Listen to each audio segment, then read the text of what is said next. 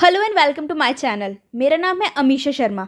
मेरे पिछले लेक्चर में हमने डिस्कस किया था transport across the cell membrane के बारे में, और हमारा जो आज का टॉपिक है वो है डाइजेस्टिव डिसऑर्डर्स। अगर हम एब्जॉर्प्शन की बात करें तो हमें पता ही है कि मोस्टली जो एब्जॉर्प्शन हमारे डाइजेस्टिव सिस्टम में होती है वो कौन कौन से पार्ट में होती है। पहला आ गया हमारा माउथ, इसके बाद जो सेकंड पार्ट है वो आ गया हमारा स्टमक, देन हमारी small intestine, and then last one कौन सा आ गया हमारा लार्ज इंटेस्टाइन।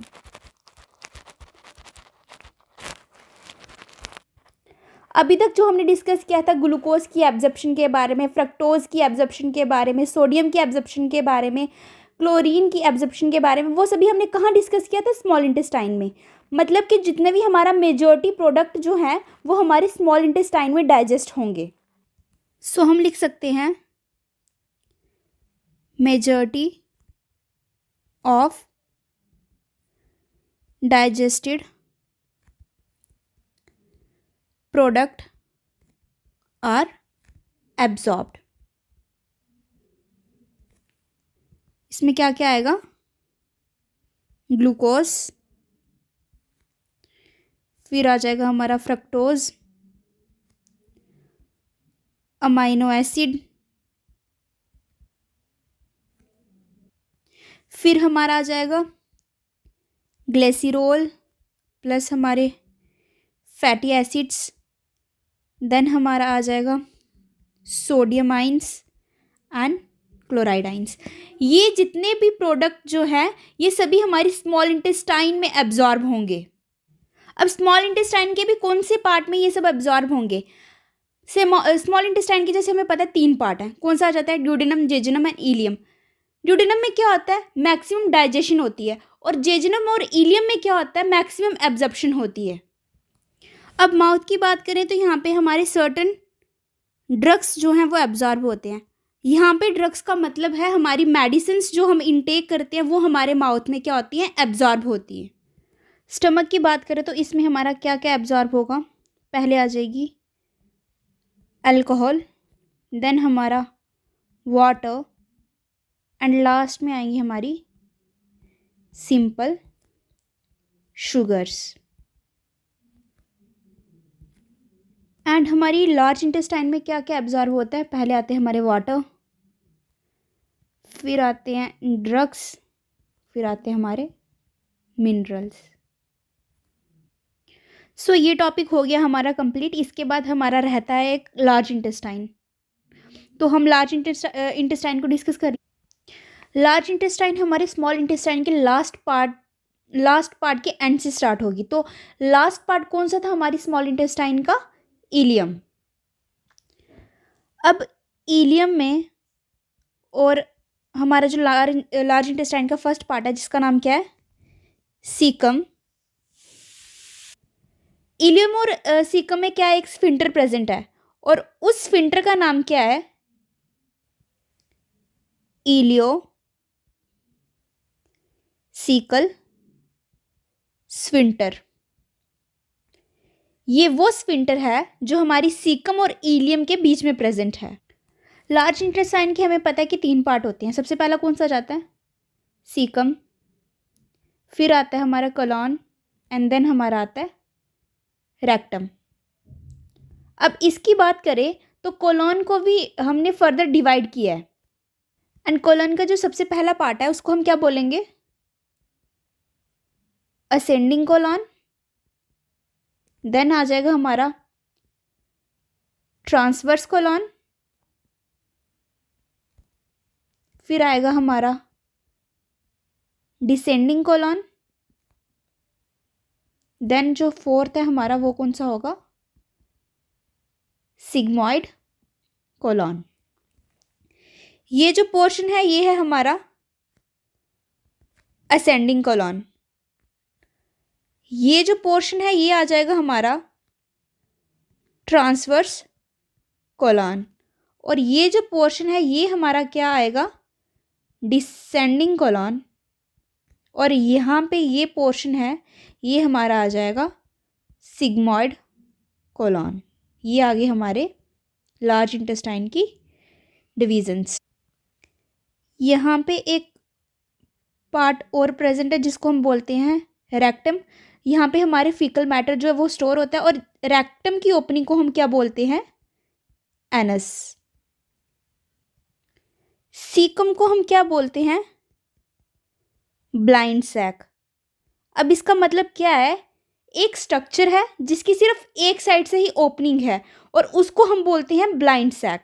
सो जो हमारा सीकम है वो एक ही साइड से ओपन है। अब सीकम के नीचे एक फिंगर लाइक प्रोजेक्शन होती है जिसको हम क्या बोलते हैं? बर्मीफॉर्म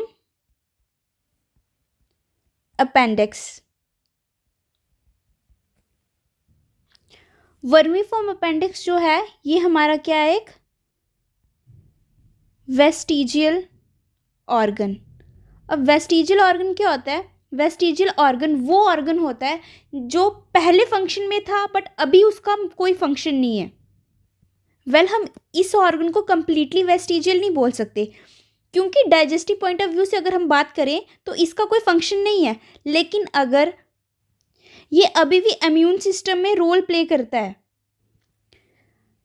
अपेंडिक्स के बीच में क्या होता है? हमारा लिम्फोइड टिश्यू होता है। लिम्फोइड टिश्यू क्या करता है?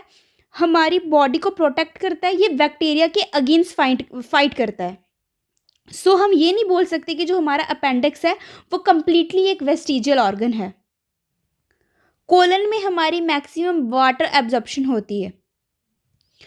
अब अगर हम एनएस की बात करें तो ये आगे हमारे एनएस का स्ट्रक्चर, और एनएस पे हमारे ना 2 स्फिंक्टर प्रेजेंट होते हैं,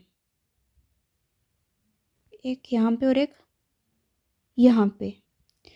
जो हमारा फर्स्ट स्फिंक्टर है ये बना होता है स्मूथ मसल से, एंड सेकंड जो हमारा स्फिंक्टर है ये स्केलेटल मसल से बना होता है।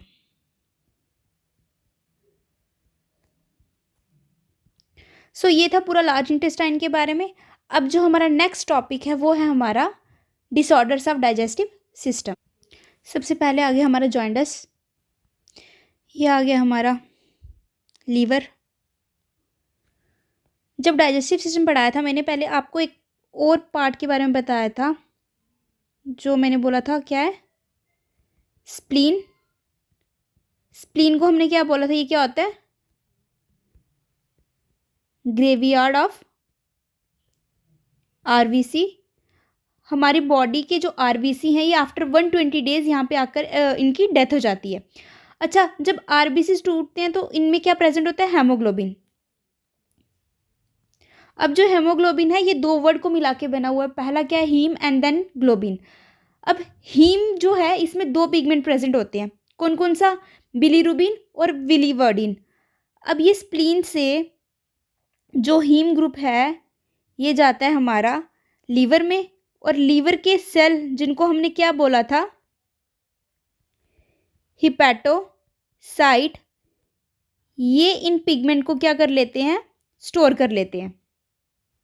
हिपैटोसाइट क्या करेंगे? बिलीरुबिन और विलीवर्डिन को हमारे वाइल के साथ मिक्स करके कहाँ? हमारी स्मॉल इंटेस्टाइन में छोड़ देंगे। वाइल इंपॉर्टेंट भी होता है, लेकिन जो हमारा वाइल है वो एक वेस्ट प्रोडक्ट भी है। बेसिकली जो हमारा विलीरुबिन और विलीवर्डिन है उनका कोई काम नहीं होता, वो क्या होता है? वो अल्टीमेटली लार्ज इंटेस्टाइन से होके जो है हमारी बॉडी से बाहर निकल जाते हैं। बिलीरुबिन और विलीवर्डिन को अल्टीमेटली जो हमारी लार्ज इंटेस्टाइन में बैक्टीरिया प्रेजेंट होते हैं वो उसको ब्रेक डाउन कर देते हैं, उनको एक कंपाउंड में ब्रेक डाउन कर देते हैं जिसको हम बोलते हैं स्टर्कोबिलिन। एंड जो स्टर्कोबिलिन है अल्टीमेटली ये रिस्पॉन्सिबल है हमारे फीकल मैटर के कलर के लिए।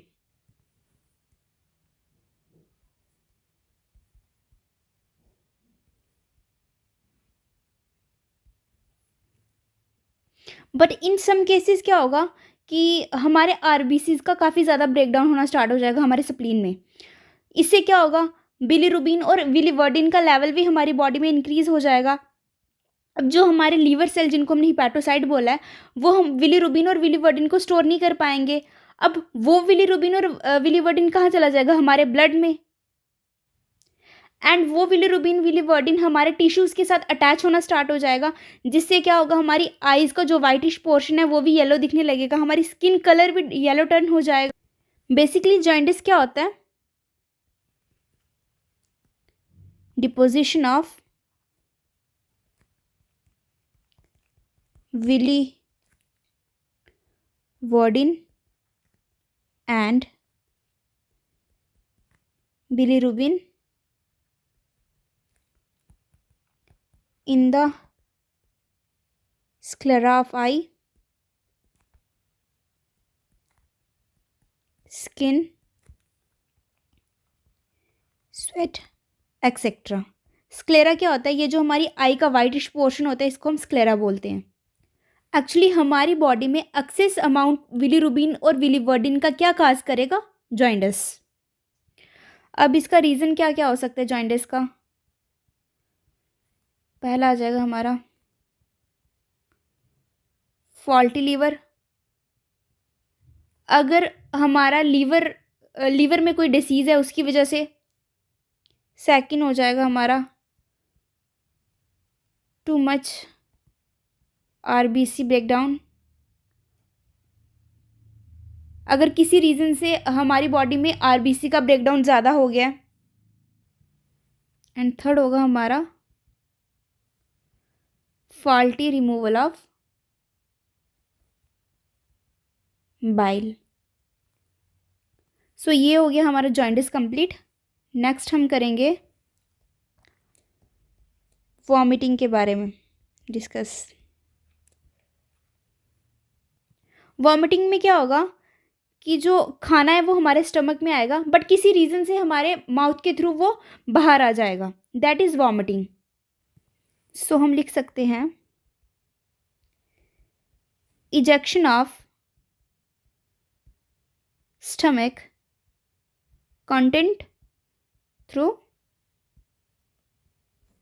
Mouth, that's called vomiting. Next है डायरिया। डायरिया में क्या होगा कि जो हमारी लार्ज इंटेस्टाइन है उसमें पेरिस्टाल्टिक मूवमेंट काफ़ी ज़्यादा होना स्टार्ट हो जाएगी, जिससे क्या होगा, हमारा जो फीकल मैटर है वो बार बार रिमूव होगा और उसका वाटरी कंटेंट इंक्रीज हो जाएगा। सो इसके रीज़न में फर्स्ट आ जाएगा क्या? Too many peristaltic movements.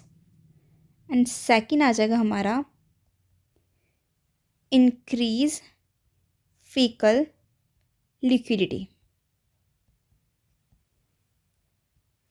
And third reason होगा less absorption of food. Then उसके बाद डिसऑर्डर आएगा हमारा कॉन्स्टिपेशन। ये रिवर्स होगा डायरिया के। इसमें क्या होगा? Very less peristaltic movement,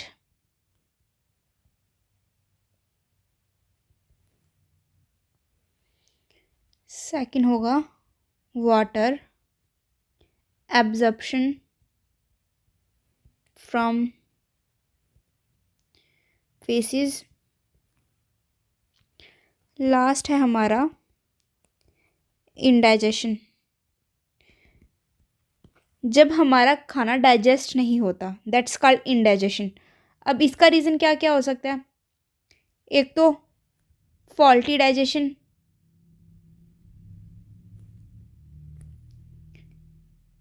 less enzyme production,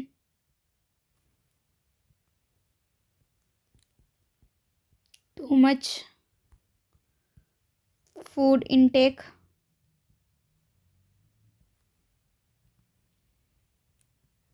spicy food, then anxiety. ये सारे रीज़न है किसके? इंडाइजेशन के।